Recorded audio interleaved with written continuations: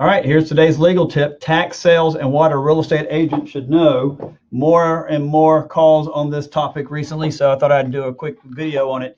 Now, the first thing is you can get in the weeds on this topic, and we could spend an hour on this topic, and no one would want to watch the video. So I'm going to do my best to try to keep it real short. I may wind up actually doing 2 or 3 videos in a series on this because this is becoming a big issue. So first thing to understand is South Carolina has its own statute on how to deal with tax sales. So if your seller calls you and says, hey, I've been doing these tax sales in Florida, Michigan, Virginia, wherever, and this is how it works, it doesn't matter. That's not how it works. South Carolina has its own statute, and we have to follow that statute. So how they do in other states is completely irrelevant to how you would be listing and selling this property. So what happens on a tax sale is when a taxpayer defaults on taxes and doesn't pay taxes, in April of the following year, the treasurer can start procedures to do a tax sale. Now, the statute's very specific and requires your treasurer to do certain things and certain processes. If the treasurer does not follow those exactly as they're written in the law, then the whole sale can be set aside and the defaulting taxpayer can get his property back even after it's sold to a buyer down the line. So it's very important to know that because that's a big problem with tax sales. So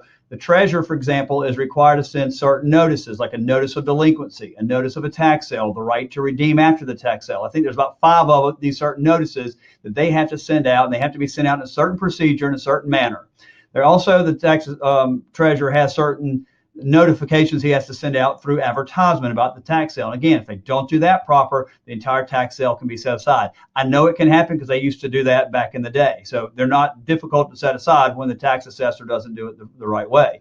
So now at the end of the tax sale, when they do hold the tax sale and the winning bidder wins, they don't get the property at that point. There's a redemption period in which the defaulting taxpayer has the right to pay the tax bill and get the property back. So if you have a taxpayer who's defaulted on taxes and the property's been sold at tax sale, they still can sell the property. You still can list it and sell it, as long as you're within that 1-year redemption period, as long as we close before that redemption period. We would collect that amount on the settlement statement, and we would do the closing, and that would be paid off just like a lien. So that's okay, and that does happen. Now, if your bidder, your seller, is the winning bidder of the property, and they have now got the property, or they believe they're getting property, here's some issues you got to deal with. First of all, just because they're the winning bidder doesn't mean they have anything at this point. We have to have the tax deed. It needs to be recorded.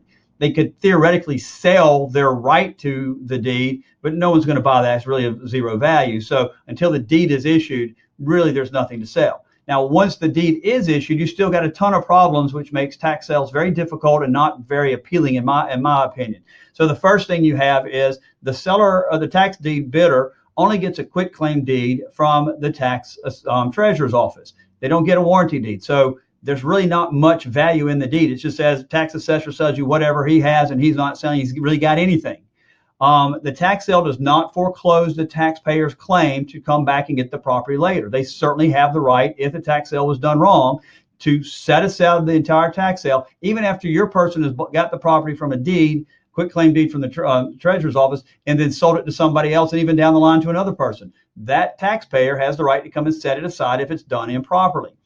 The other thing you need to understand is it doesn't do anything to clear any title issues or to take care of any matters or any interest in the property.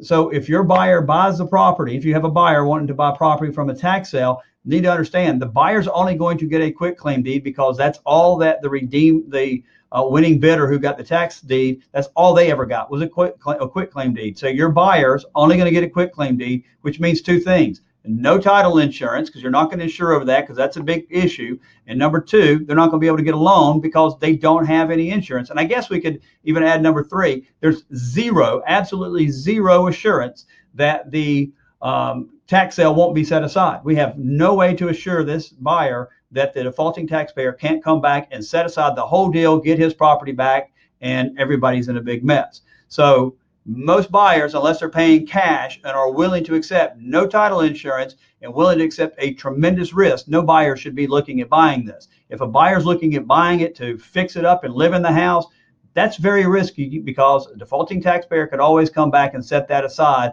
and all the money the person's invested, they're out of luck. So anyway, this is about a 5-minute video. It's a little longer than I wanted, but I'm going to go ahead and do next legal tip on this same matter about how to handle these. So be on the lookout for that. One last thing, I really appreciate all the comments y'all sent about how much you like the videos. If you like these videos, please do me a huge favor. Go to this link below and please vote. We've had the honor of being nominated for Best Law Firm. We've won it 2 years in a row from the state newspaper. So please go below and use the link below and vote for the Blair, Cato, Pickering, and Castline. And then this year, I also got nominated for Best Attorney. So your vote on that would also be greatly appreciated. Thank you so much, and I'll do another video next week on this topic.